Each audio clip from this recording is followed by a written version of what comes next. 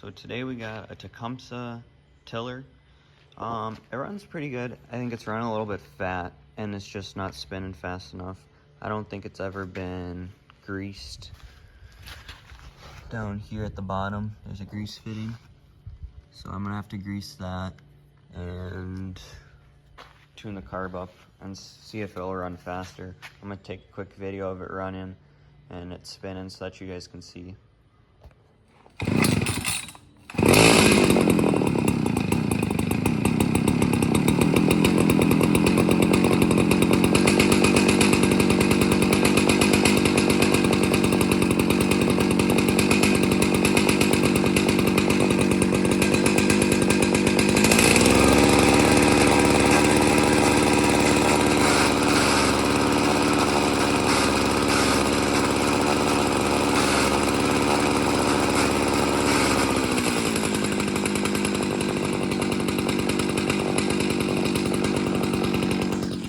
So as you could tell, that was running a little bit slow and it made kind of a weird noise, like it's all dry in there. So let's grease that up and then we'll mess with the carb.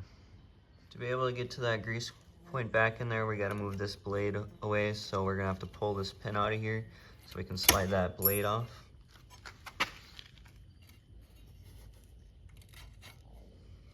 Pin's out, and this should just slide forward.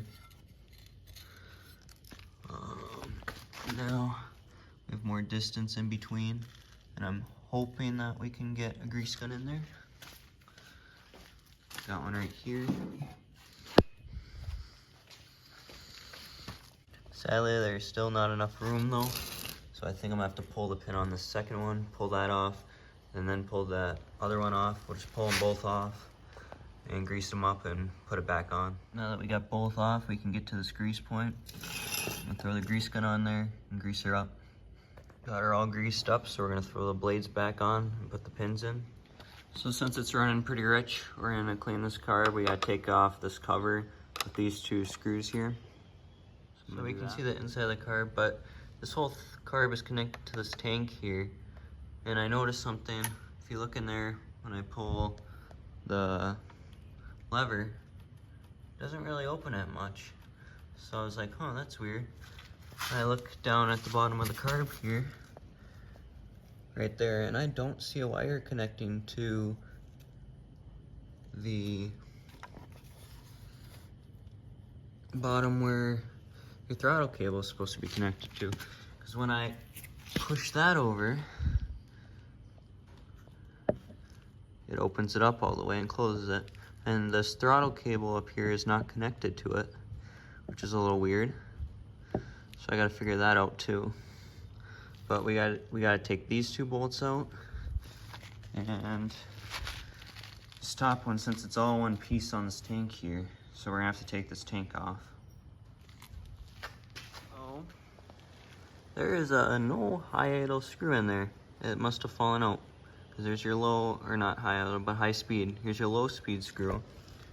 But you see that hole there? That's where your high speed screw is supposed to be. And there ain't one in there.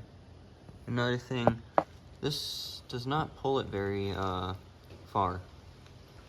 So I'm not sure why, if the spring is just from over time being pulled, if it's just shot or what, but it's not pulling it open like at all, barely. So after further inspection, the high idle is a set one, so you can't adjust it at all because there's no threads in there to put a adjustment on there like the low one has. So I guess we're not gonna do with that. But then I found out the spring doesn't look stretched or anything, but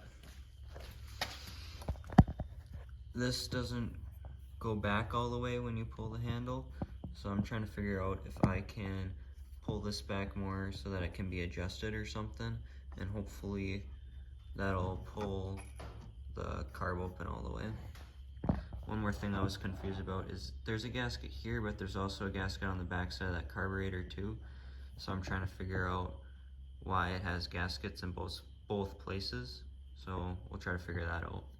So I adjusted this cable here by pulling this back more So now that this will come all the way back here, instead of just coming part way, I'm hoping that that'll open it up all the way.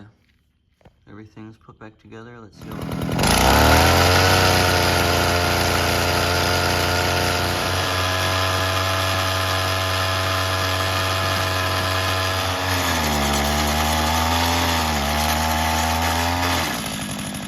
So as you saw, we tested it out on some dirt and stuff, and it worked well.